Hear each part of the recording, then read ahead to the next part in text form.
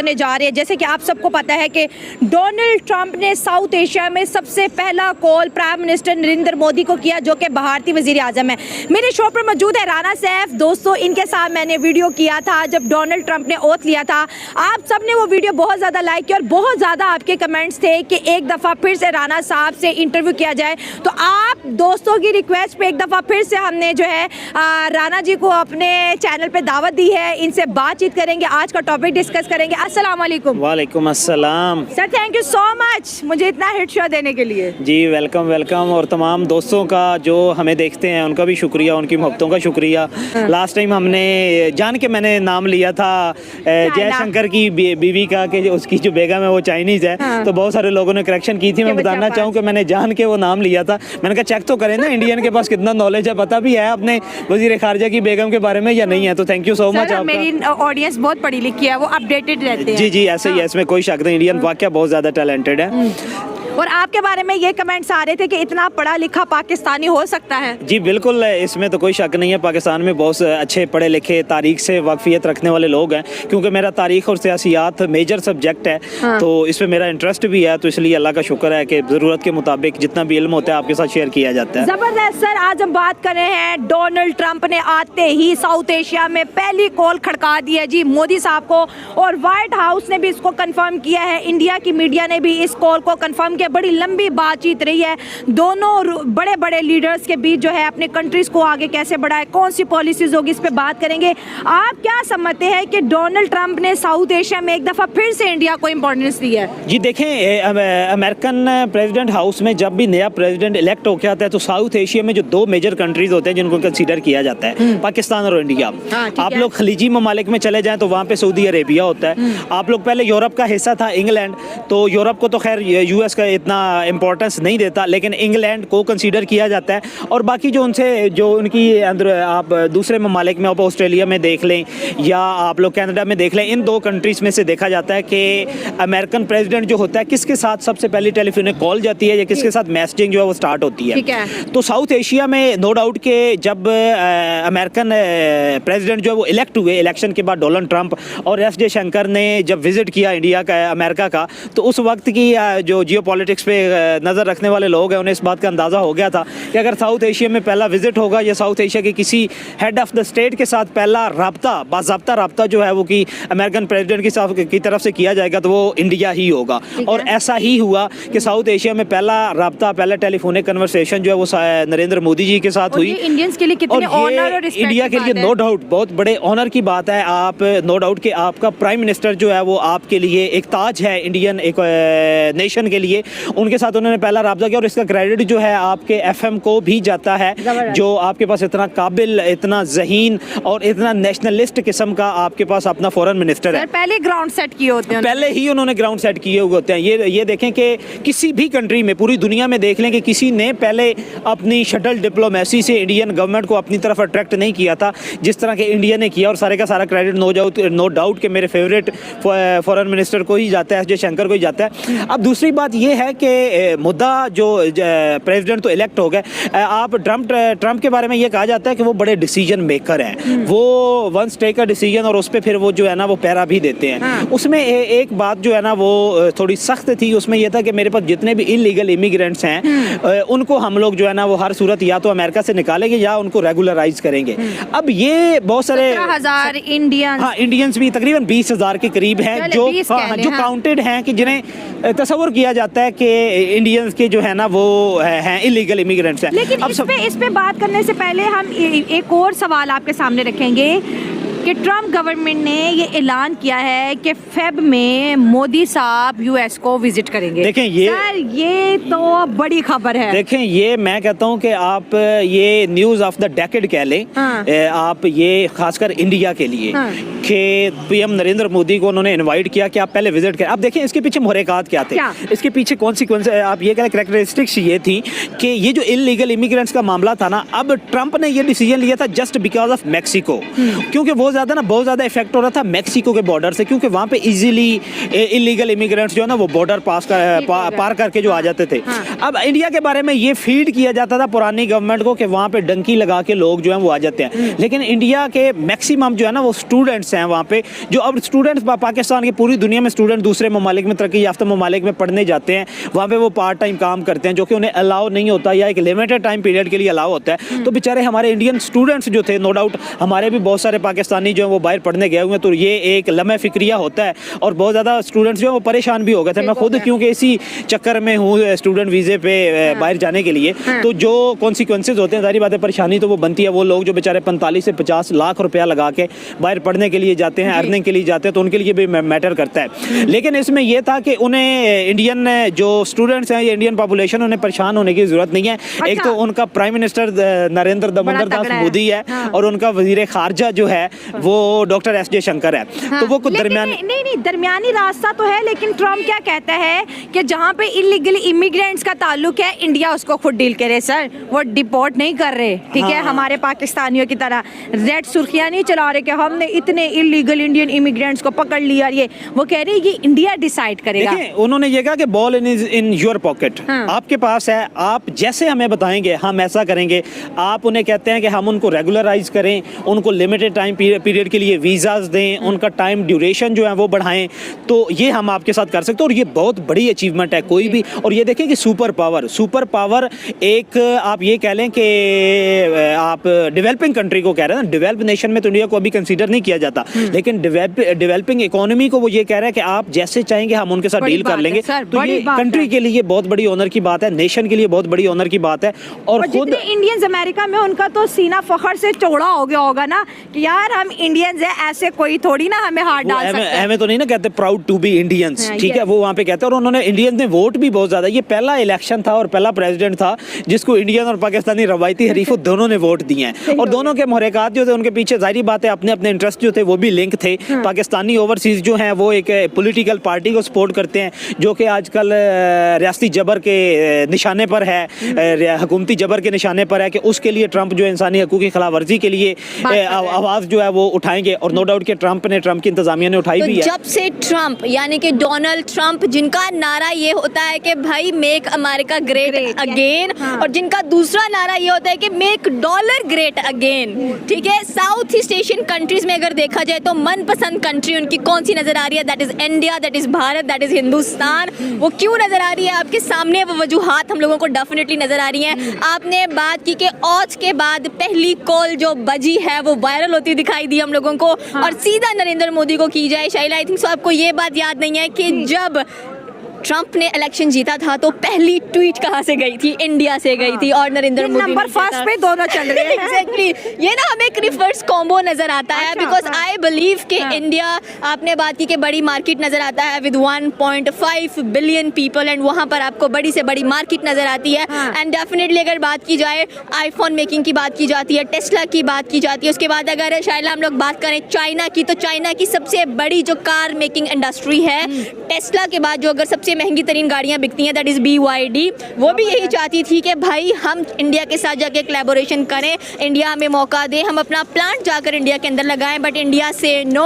और यहाँ पर अगर देखा जाए तो भाई अमेरिका के बाद ट्रंप वापस आया और ट्रंप की जो पॉलिसीज हैं वो बहुत स्ट्रॉन्ग नजर आ रही हैं। कल मैं एक न्यूज़ पढ़ रही थी जिसके अंदर ये लिखा हुआ था कि भाई ट्रंप भाई साहब कह रहे हैं कि जितने भी यहाँ पर ट्रांसजेंडर्स नजर आएंगे, जो भी LGBTQ है, सारे के सारे, ठीक है, हाँ, उसके बड़े खिलाफ बहुत ज्यादा खिलाफ नजर आते हैं। बहुत जनरेशन बर्बाद हो रही है, स्पेशली अमेरिका के अंदर ये जो कल्चर चला हुआ है, ये कल्चर नहीं चलना चाहिए। लेकिन हमारे मुल्क में तो चल रहा है यार। देखिए, अब हम अमेरिका के फेवरेट थोड़ी ना है। अब अगर हम अमेरिका के फेवरेट होते, बल्कि बहुत फेवरेट है, मैं ये कहना चाह रही हूँ एक्चुअली, क्योंकि हम जब भी जाते हैं भाई IMF हमें कर्जे देता है और हमें ऐसे सैंक्शंस लगा के देता है कि जो हमें फॉलो भी करने पड़ते हैं। और सेकेंडली आई थिंक सो कि शायला मुझे ये लगता है कि अगर हम इंडिया की बात करें तो वहाँ पर हमें ये चीज़ नजर आ रही है कि ट्रंप का बेसिक जो एक पॉइंट ऑफ व्यू है फॉर द बिजनेस अगर देखा जाए तो वो इंडिया को अपनी एक बड़ी मार्केट बनाना चाह रहा है। रिसेंटली मैं यहाँ पे आपको रोकूंगी, आप भी मेरी तरह यूट्यूबर हैं और चैनल रन करती है, बहुत से टॉपिक्स आप भी उठाती हैं, लेकिन सिद्रा अगर हम बात करें 2014 से 2025 में हम मौजूद है, ठीक है,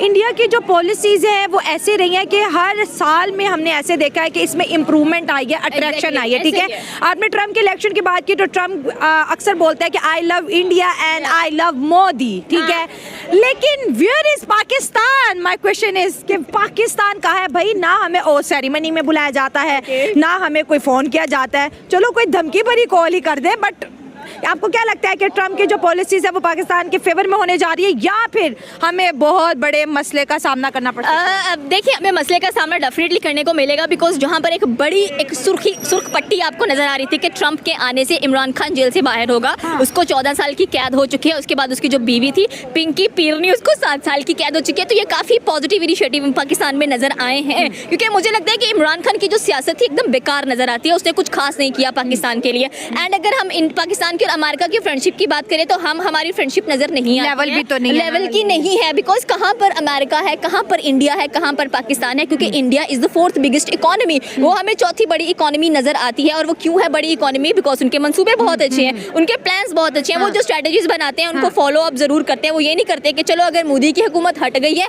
तो आगे से हमें एक और बंदे की हुकूमत दिखाई देगी। यहाँ पर व्हाइट हाउस ने ये भी कहा है कि जी ट्रम्प साहब ने मोदी जी को बोला है कि जल्द से जल्द अमेरिका से हथियार खरीदे जाए। आपको क्या लगता है कि इंडिया मेड इन इंडिया है, अपना DRDO बहुत अच्छा काम कर रही है, लेकिन अब क्या इंडिया अमेरिका से और हथियार खरीदेगा या फिर रशिया के ब्लॉक में जाएगा? दोनों में से कोई एक इंडिया को जल्द से जल्द डिसाइड करना है, तो क्या कहती हैं? मेरे ख्याल में शायला यहाँ पर हम ये देखेंगे कि अमेरिका हथियार हो रहे हैं, कौन से हथियारों की बात हो रही है? वो तो आई थिंक सो कि इंडिया और अमेरिका ज्यादा बेहतर जानते हैं, बट मैं ये समझती हूँ कि जो इंडिया है वो अपने जो कदम है वो फूंक के रखता है। उसको पता है कि अगर मैंने अमेरिका से हथियार खरीद लिए तो अमेरिका के बेसिकली हथियार का जो मेजर चीज है वो कहाँ से नजर आती है हम लोगों को, ये चीज यहाँ पर दिखाई दे रही है। अमेरिका तो कह रहे हैं इंडिया से F-21 ले लो, वो कह रहे हैं F-61 पाकिस्तान कैसे ले ले वो, बिकॉज पाकिस्तान की जड़ें नजर आती है ना वहाँ पर। तो इंडिया तो कभी ऐसी चीज वो परचेज करना पसंद नहीं करेगा जिसमें पाकिस्तान की इंडल्जमेंट नजर आती है, ठीक है। एंड सेकेंडली आपने रशिया की बात की, तो Russia is a strong power, India का झुकाव हमें रशिया की तरफ ही दिखाई देता है, बिकॉज आई थिंक सो कि इंडिया अपने जो मंसूबे बनाता है रशिया से बेटर डिस्कस करता है as compared to America. Trump की पूरी कोशिश है कि भाई हम क्या करें, इंडिया के साथ ताल्लुकात अच्छे कर लें अपने और अपने हथियार बेचें, क्योंकि उसके पास हथियार बेचने के लिए कोई और कंट्री अभी नजर नहीं आ रही। गजा और इसराइल के अंदर ऑलरेडी सीज फायर हो चुकी है, जंगबंदी हो चुकी है, तब उसने कहाँ बेचने हैं? आप ये बताओ कि मुस्लिम ममालिकों में भी वो बेच चुका है, सारा कुछ कर चुका है। अब अगर अमेरिका अपने वेपन्स को सेल आउट नहीं करता है तो इट मीन्स के जो अमेरिका की इकोनॉमी है वो खोखली है,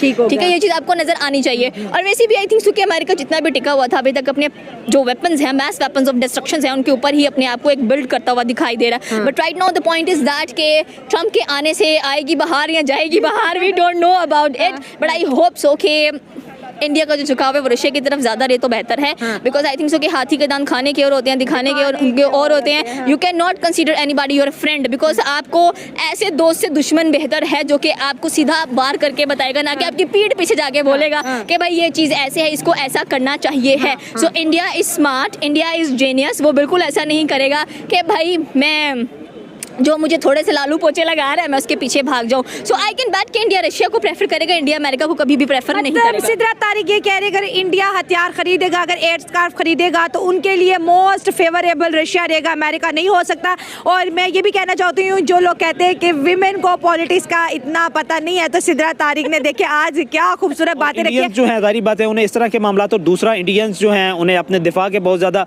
अब देखें कि ट्रंप ने ये ऐलान किया है कि हम आपको मॉडर्न वेपन्स जो हैं वो इंडिया हमारे से परचेज करे और करे, डेफिनेटली करे। मतलब जिक्र किया है कि इंडिया को अपनी सिक्योरिटी को मजीद बढ़ाने की जरूरत है, लेकिन अभी तो रिपब्लिक डे पे देखो इंडिया के पास इतना कुछ है, एयरफोर्स में इतना है, नेवी में है, आर्म्ड में। ये यूएस का इशारा किस तरफ है? देखें एयरक्राफ्ट की तरफ तो नहीं जा रहे। देखें आप एयरक्राफ्ट की तरफ जा रहे हैं। एक ना बहुत बड़ा आप ये कह लें एटॉमिक वॉरहेड ले जाने वाला बंकर बस्टर बॉम्ब है जो कि इसराइल को दिया हुआ है इंडिया ने। अब जो सॉरी अमेरिका ने, अब इंडिया इस तैयारी में है कि हम बंकर बस्टर जो है ना वो भी इंडिया अमेरिका से लें। और जब आपको ये कह लें कि ट्रंप ने कह दिया ना कि no compromise on India security, तो जब वो सिक्योरिटी पे नो कम्प्रोमाइज़ कर रहा है ना, तो इंडिया को जो चीज़ चाहिए होगी वो देगा। अब सीटो सेंटो या आप ये कह लें कि एक एग्रीमेंट था कि न्यूक्लियर वॉरहेड्स को ना फैलाया जाए पूरी दुनिया में, उस पे भी किसी किस्म की रिस्ट्रिक्शन जो है वो फ्री आज़ादी जो है अमेरिका ने दी हुई है इंडिया को, कि इंडिया अपने दिफा की हद तक या अपनी एनर्जी को क्राइसिस को फुलफिल करने के लिए वो एटॉमिक एनर्जी जो है उसको इस्तेमाल कर सकता है। लेकिन एक तरफ इंडिया और दूसरी तरफ पाकिस्तान, लेकिन सर इंडिया को इस वजह से हर कंट्री खतरनाक से खतरनाक वेपन सेल करती है, क्योंकि उनकी पॉलिसी में है कि इंडिया फर्स्ट यूज़ नहीं करेगा। देखे ना कि हम फर्स्ट यूज़ नहीं करेंगे, तो ये जो कॉन्फिडेंस है ये भी तो इंडिया को बहुत ज़्यादा जो है इनकरेज करता है पूरी दुनिया में कि भाई पीस प्रमोटर है, कोई भी हथियार बनाए या कोई भी हथियार खरीदे, दुनिया को रिस्क नहीं हो सकता। देखें बिल्कुल ये दुनिया को बिल्कुल कॉन्फिडेंस है इंडिया पे, और दुनिया लोग जो है ना, दुनिया पूरी जो है ना वो एक रिस्पॉन्सिबल कंट्री के तौर पे इंडिया को कंसीडर करती है। उसकी रीज़न ये है कि एक डेमोक्रेटिक सेटअप है वहाँ पे, एक मजबूत गवर्नमेंट और इलेक्टेड गवर्नमेंट होती है वहाँ पे। दूसरी बात यह है कि इंटरनल आप ये कह लें कि किसी किस्म का जो है ना वो खाना जंगी का कोई ख़तरा नहीं है, एक लंबे अरसे तक नहीं है। वहाँ पे पीस प्रोसेस है, बड़ा पीस है, एक रेगुलर एक 5 ईयर्स प्लान के बाद इलेक्शंस होते हैं। नॉर्मली लोग अपनी पसंद की गवर्नमेंट जो उसको इलेक्ट करते हैं, तो ये रिस्पॉन्सिबिलिटी होती है जब आपके पास एक और दुनिया ने उसे बेहतरीन डेमोक्रेसी का खिताब जो है वो भी दिया हुआ है, लार्जेस्ट डेमोक्रेसी का खिताब जो है वो भी दिया हुआ है, इंडिया को दिया हुआ है। और इमर्जिंग इकोनॉमी भी है इंडिया, वर्ल्ड की, एशिया की इमर्जिंग इकोनॉमी में उसको कंसीडर किया जाता है। और तो अमेरिका क्या कहता है इंडिया के बारे में, ये भी तो कह दिया मदर ऑफ डेमोक्रेसी है।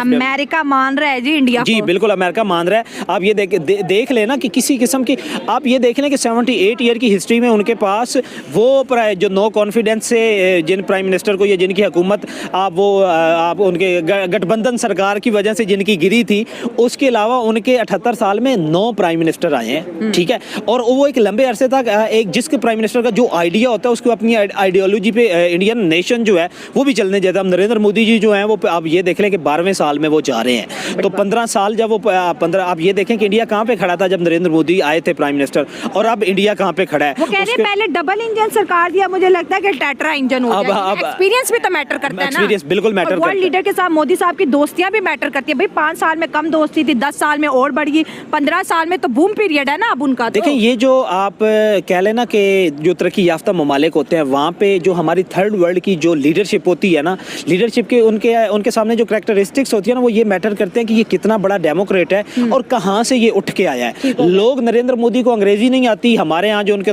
बड़ी अच्छी आती है, नाकदीन जो है वो कहते हैं कि नरेंद्र मोदी को अंग्रेजी नहीं आती जी, वो जो मैट्रिक पास है बंदा उसको स्टडी तो करे भाई, वो ग्रेजुएट है। दूसरी बात यह कि उसकी पॉलिटिकल स्ट्रगल जो है ना वो उसने 14 साल से पॉलिटिकल स्ट्रगल शुरू की थी, और वो को डायरेक्ट जो है आप ये कह लें कि ना तो आप क्या लेता है राजीव गांधी की तरह ना इंदिरा गांधी की तरह डायरेक्ट वो पीएमशिप पे नहीं आया।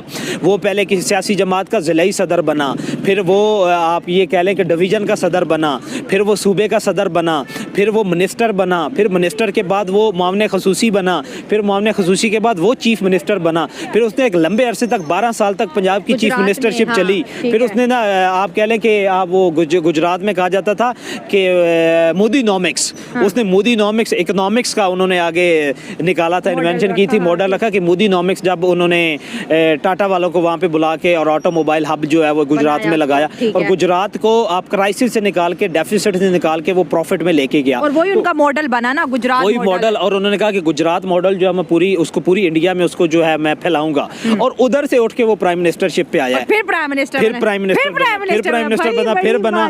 और अब ये देखें कि आने वाले हालात, मुझे नहीं लगता कि नरेंद्र मोदी एक अगली अपनी टर्म जो है ना, अल्लाह उन्हें सलामत रखे, सेहत दे, जिंदगी दे, तो वो अगली 5 साल के लिए नरेंद्र मोदी जो प्राइम मिनिस्टर बनेंगे। जो हालात आप अगले 5 साल के लिए भी उन्हें बुक कर रहे हैं? मैं बुक कर रहा हूँ, उसकी रीज़न ये है ना कि आप पॉलिटिकल स्टडी करें ना इंडियन आप पॉलिटिक्स को, तो उसमें अभी तक कोई भी पॉलिटिकल पार्टी ऐसी नहीं है जो कि नरेंद्र मोदी जी जो हैं या बीजेपी को वो जो है बीट कर सके अभी तक। अभी अरविंद केजरीवाल जी जो हैं वो स्ट्रगल में है। हालांकि जब भी चैलेंज देंगे तो अरविंद केजरीवाल देंगे, कांग्रेस नहीं देगी कभी भी। राहुल गांधी की वजह से ना वो मीम्स बनते हैं। दूसरा बिलावल भुट्टो की तरह गठबंधन सरकार जो है वो हो सकता है आ जाए, अदरवाइज जो है ना अभी तो कोई भी पॉलिटिकल पार्टी जो है ना वो बीजेपी को मुझे नहीं नजर आ रहा कि वो काउंटर करती है या उसका वो सामना सामना कर पाएगी। तो ये सारे मुहर्रिकात थे जो कि इंडिया को ग्रेट इंडिया बनाने के लिए नरेंद्र मोदी ने, और नेशन का भी नो डाउट इसमें बड़ा कंट्रीब्यूशन है। और आप ये देख लें कि दुनिया जो है उन्हें आप एशियन टाइगर के तौर पे रिकॉग्नाइज कर रही है इंडिया को। तो ये एशियन टाइगर के तौर पे ये इंडियन गवर्नमेंट का बहुत बड़ा सक्सेस है और इंडियन डिप्लोमेसी का बहुत बड़ा सक्सेस है। एक स्ट्रॉन्ग गवर्नमेंट का जो है वो बहुत बड़ा। लेकिन राणा साहब एक इम्पोर्टेंट सवाल तो रह गया, अगर आप ट्रम्प और मोदी की जो है दोस्ती पे बात करते हैं तो आप यही देखें कि ट्रम्प ने जो गवर्नमेंट बनाई है उनके इर्द गिर्द सबसे ज्यादा स्ट्रॉन्ग पोजीशन उन्होंने इंडियंस अमेरिकन को दी है। अब इंडियन अमेरिकन पुश करेंगे ट्रम्प सरकार को कि वो इंडिया के लिए कुछ बेहतर करे। जहाँ पे इंडियन डीएनए होता है वो अपने कहते हैं ना भारत माँ के लिए काम करते हैं। हम तो कहीं ना कहीं अमेरिका से भी माइनस हो गए और इंडिया से भी माइनस हो गए, लेकिन अपॉर्चुनिटी इस वक्त लाइफ में एंटरटेनमेंट और मजा चाहिए? ज़ुप्पी पर लूडो खेलोगे तो मिलेगा धमाकेदार एंटरटेनमेंट और जीतने का मौका सिर्फ 2.5 मिनट भी माइनस हो गए, लेकिन अपॉर्चुनिटी इस वक्त सारा का सारा मैदान जो है इंडियंस के पास है, यूनाइटेड स्टेट ऑफ अमेरिका में। एक ना मिलिट्री में टर्म होती है once a soldier always soldier, और इंडियंस जो है ना जो भी अब बैरून मुल्क चले गए सेटल्ड हो गया वहाँ पे नेशनलिटी होल्डर है, लेकिन वो फिर भी कहते हैं वंस इंडियन ऑलवेज इंडियन, वो ये कहते हैं। और वहाँ पे आप ये देखें इसराइल के बाद जो सेकंड उनकी गवर्नमेंट में जो मेजोरिटी है ना जिन लोगों की या जो मैटर करते हैं आपके ट्रम्प की इंतजामिया में एडमिनिस्ट्रेशन में, वो इंडियंस हैं। और सारी बात है कि जो बाइडन के दौर में भी इंडियंस जो ओवरसीज इंडियंस है या एनआरआई थे उन्होंने बहुत ज़्यादा इंडिया को सपोर्ट किया, और उसी सपोर्ट की बदौलत जो है इंडिया ने अमेरिका के साथ भी ताल्लुकात रखे और उन्होंने रशिया से ऑयल भी खरीदा, और उन्होंने बिल्कुल जो है, और ये नो डाउट कि अब ये सारी बातें, और यही इन्हीं की बदौलत है ना कि पहला ट्रम्प विजिट जो है वो भी इंडिया में कर रहा है। साउथ एशिया के पहले हेड ऑफ स्टेट जिसको उन्होंने बाज़ाब्ता तौर पर इन्वाइट किया। देखें हमारे यहाँ जो थर्ड वर्ल्ड के जितने भी हेड ऑफ स्टेट्स होते हैं ना वो मैसेजेस भेजते हैं, वो लॉबिंग करवाते हैं, और लॉबिंग में महीनों लग जाते हैं, 16 लग जाते हैं कि हमने सुपर पावर का जो है ना वो विजिट करना है, और 1.5 से 2 महीनों के अंदर अंदर एक डेवलपिंग इकोनॉमी के हेड ऑफ द स्टेट को बाज़ाब्ता तौर पे सुपर पावर के हेड ऑफ द स्टेट का इन्विटेशन आ जाना। और खबर अमेरिका से आ रही है और मोदी साहब आने वाले हैं फरवरी। बिल्कुल, उन्होंने ब्रेक भी इस न्यूज़ को जो है वो इंडियन कम्युनिटी को भी तो ट्रम्प कैप्चर कर रहे हैं ना बड़ी स्मार्टली। बिल्कुल स्मार्टली कर रहे हैं। ट्रम्प ये वही तो है जो कि मोदी साहब के लिए स्पेशल प्रोग्राम रखवाते हैं। देखें 50 पॉलिटिक्स बहुत जबरदस्त चल रही है आजकल। देखें एक आप ना देख लें साइकोलॉजी जो है ना ट्रम्प को अगर आप लोग स्टडी करें ना, ट्रम्प का भी पॉलिटिकल स्ट्रगल यही है। ट्रम्प बिजनेस पहले ट्रम्प चलो ये है कि वो एक अमीर बाप का बेटा था, उसने पहले बिजनेस शुरू किया, लेकिन वो भी जो है ना मेयरशिप से उठ के और अमेरिकन प्रेसिडेंट तक आया हुआ है। उससे बहुत सारे हालात का, और इवन ये देखें कि उसको बहुत ज़्यादा डीप स्टेट की मुखालफत का भी सामना करना पड़ा। उसके ऊपर आप ये कह लें कि मर्डर, असैसिनेशन अटैक्स जो है वो भी हुए, और वो इस the head of the states बने।